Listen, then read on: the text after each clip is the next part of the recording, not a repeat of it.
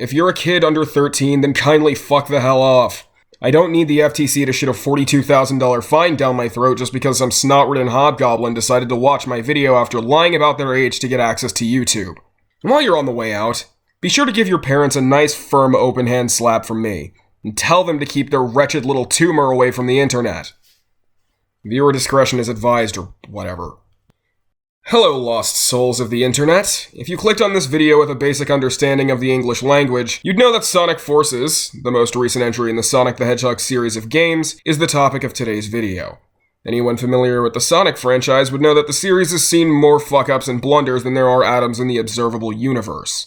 Now I understand that everything's got its ups and downs, but the fact that the screeching meth heads in charge of managing the poor blue bastard haven't managed to keep things consistent since the Genesis days is nothing short of impressive, painfully aggravating though it may be. As such, games in the Sonic franchise can range anywhere from top-tier Game of the Year to unspeakable crime against humanity, nature, and God himself. Now, I consider myself a fan of Sonic.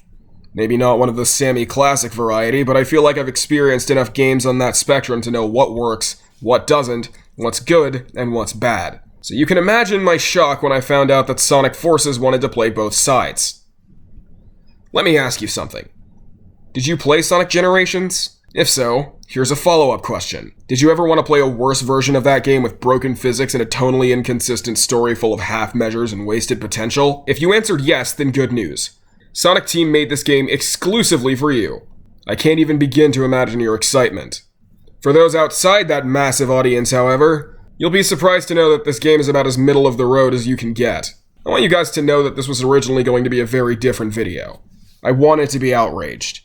I wanted to make an overblown, hyperbolic rant about how Sonic Forces is just as bad as Sonic 06. Once I started recording footage for this review, I realized that I just couldn't. For as many flaws as the game has, it's nowhere near egregious enough to warrant that kind of reaction. Before we get started, however, there's something I need to get out of the way. This is going to be a long video, and I'm a very, very small channel. Asking viewers to sit down and watch an hour-long rant about a game that's 3 years past the point of relevance is just unreasonable. So I'm going to be breaking things up into parts. Part 1, this video, is going to be me summarizing the game's narrative. Part 2 will have me ripping into said narrative. Part 3 will cover my issues with the gameplay, and Part 4 will address things like presentation and the like. If you don't want this 3-year-old game's half-assed story spoiled rotten, you're better off waiting for Part 3. Now that the housekeeping's over and done with, it's time to get you acquainted with what this game generously refers to as a narrative. I'll start things off by covering the DLC prologue episode Shadow, a free add-on for the game that has you playing as Shadow the Hedgehog instead of Sonic, which is admittedly something I can get behind.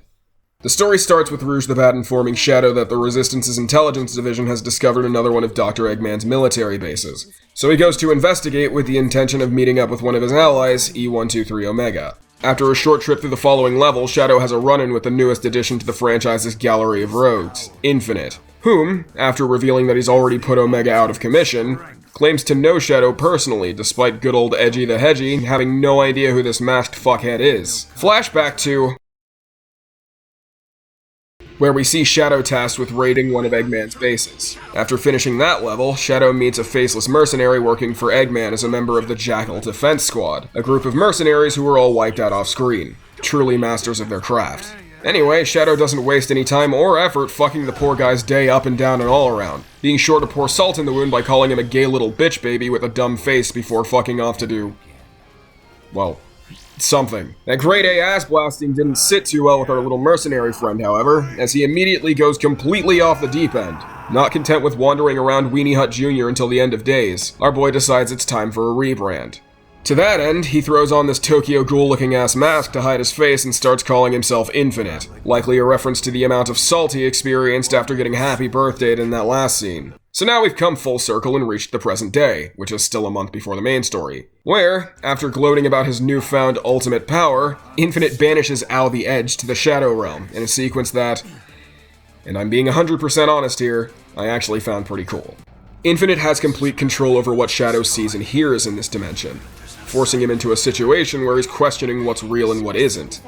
It's actually a pretty solid concept. A concept that, much to the game's detriment, is hardly ever used. Eventually, Shadow breaks out of Infinite's world and returns to his senses where Rouge informs him that Sonic is currently engaged in a scuffle with Eggman. which brings us into the main campaign. After beating this game's opening run through Green Hill Zone, get used to seeing that, you're treated to a cutscene of Sonic rescuing a bunch of civilian furries from A whole pack of robots. This victory is pretty short-lived, however, as Infinite shows up alongside several of Sonic's greatest adversaries. Yes, ladies and gentlemen, it seems the boys are indeed back in town.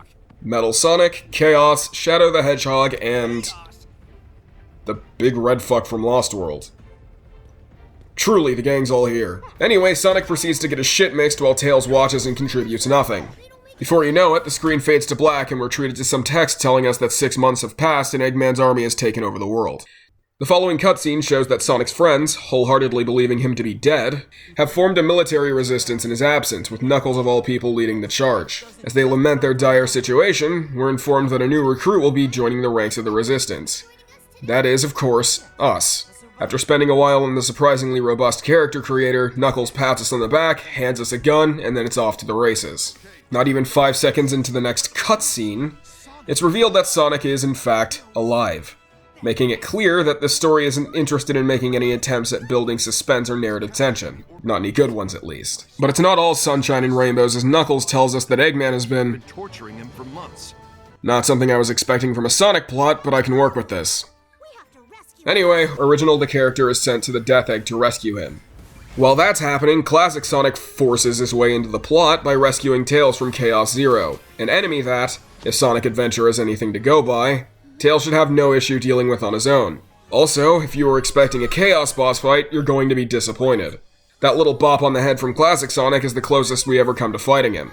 Moving right along, the two team up and go on to discover that Eggman's hatching a plan that could threaten to wipe them out in 3 days' time. Eventually, Sonic reunites with his friends and the Resistance begins its campaign against Eggman in earnest. The game from this point on has Sonic, Worse Sonic, and Original the character splitting up to tackle different objectives. I use the word different very loosely here, as the main goal is still to get to the end of the level and nothing else. The story reasons may change, sure, but is Sonic running in a straight line for a minute really helping the war effort? You're getting off track. Right, yeah, I should be wrapping this up anyway.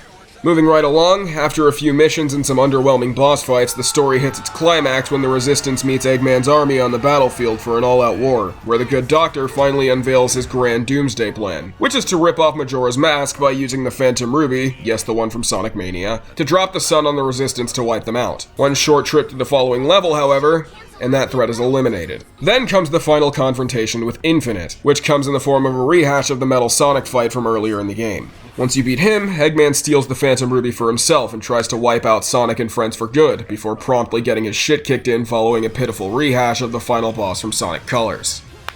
I believe this makes number 3.